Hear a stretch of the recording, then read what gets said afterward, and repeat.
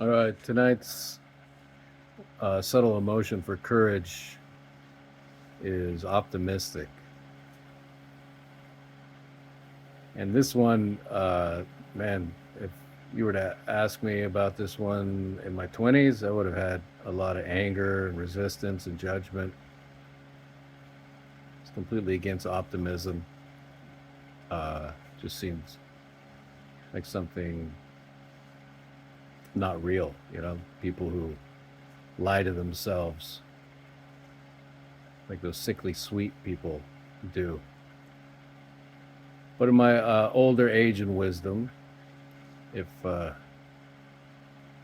want to believe in age, is that optimism is real. It's just being able to see or have faith in possibilities, that there is something more there, you know? And I think that's the big difference. Before I would have been in judgment, which is a very finite thing. There's only one possibility, the judgment. Whereas optimism is open. So now I can kind of see how open is part of courage, because it does take a courageous energy to be optimistic. You know, just handling what's here now and being open and optimistic to possibilities, and that does take courage. Faith. There's no faith without courage.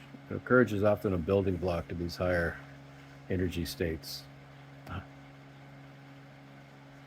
Still seems um, a little odd that it's encouraged, but also not. So optimistic. Uh, Memory that comes to me is I went to India a while back, like 6, 7 years ago, and India was the last place I ever thought I'd want to go to. I just did not feel connected or excited or curious at all about India. And I remember I was in a neo tantra training workshop, and at the end, my teacher said that she was going to India. And, she had trips planned, and she was offering them. And the thing about India is it's a wild place. It's it is a wild place. So having someone who's been there before or someone who's local uh, is very beneficial, because it's easy to get lost there. There's so much going on. It's the land of polarity. There's people there that are truly loving and giving and uh, welcoming, and then there's other people there that are just the other extreme. Say one thing, but they're really out there to fuck you over, to take your money, leave you high and dry, sell you a cure that's not really a cure. You know, India has that polarity, those extremes. So when the teacher offered this, I remember very distinctly just immediately going, "Oh, that sounds like a cool place to go, explore." And I even noticed of like, "Oh, that's not normally like me. Like, that's that doesn't line up with my previous beliefs about India."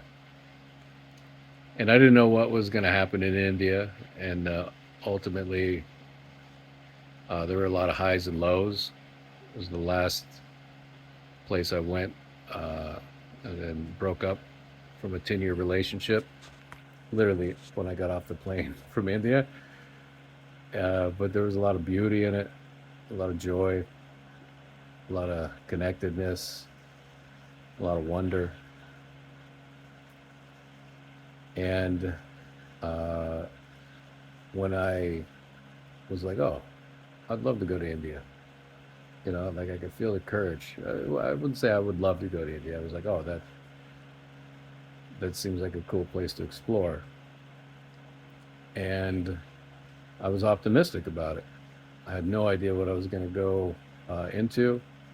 I just knew this teacher was offering something. It was in India.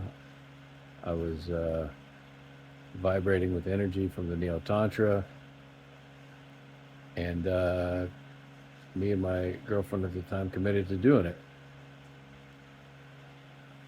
And it's always a lot of anxiety when I do these videos. I haven't gotten over it yet, so that's what I'm feeling right now. The other part of this memory was got to the airport, LAX. I had to get a passport. Never had a passport before. Get the tickets. Get everything ready for international travel. Get shots. Like it took a lot of going out of my comfort zone before I even got to India. And that's how I knew it was going to be a powerful place for me. Like it's just one thing after the other that was out of my comfort zone, getting just ready to go there. And I remember being at the airport at LAX, and I was next in line for the ticket counter. And I had this little bit of anxiety the entire time, but as I was almost in to the counter when I was next in line, and then the people in front of us, finished up and moved, and it was my turn to step in. Said this wave of panic, and everything in my body was trying to get me just to leave, just go. Don't get on the plane, don't go to the counter, don't go to India, just leave, go. And I realized as I was at the peak of this fear that it was going to be a powerful place for me. And rather giving into the fear, I went into the courage. And I don't know if I would say I was optimistic at that time, but it was definitely courage to step into it. And as soon as I did, panic just completely disappeared. And I felt really good. And that feeling carried on with me for a while. It was a long flight, like 17 hours, then another flight. And because I was, willing to look at the possibilities, be open to them, to have faith in them, and just keep going at hurdle after hurdle, outside of my comfort zone. And then just that last really big wave of fear, just stepping into it, feeling it, and then just going through it, led to me to a really beautiful place. Once I was there, I was like, man, I love India. I don't want to go back. But I had my dog and my son back in the United States, so I came back. And I even had people, locals there, saying, oh, you should stay. You belong here. So none of all those events, including being actually in India and realizing all the concepts I had of India were just concepts. They weren't my actual experience. None of that would have happened if I didn't have that original optimistic feeling and curiosity and desire to explore it.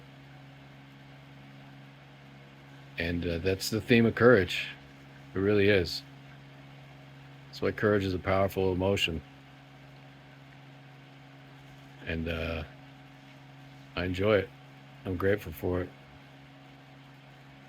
All right, that's tonight's video. Optimism, or optimistic, subtle emotion for courage. Tomorrow's going to be interesting because I don't have to, but I'm getting to go to a hangout for my men's circle. We're going to go do our celebration.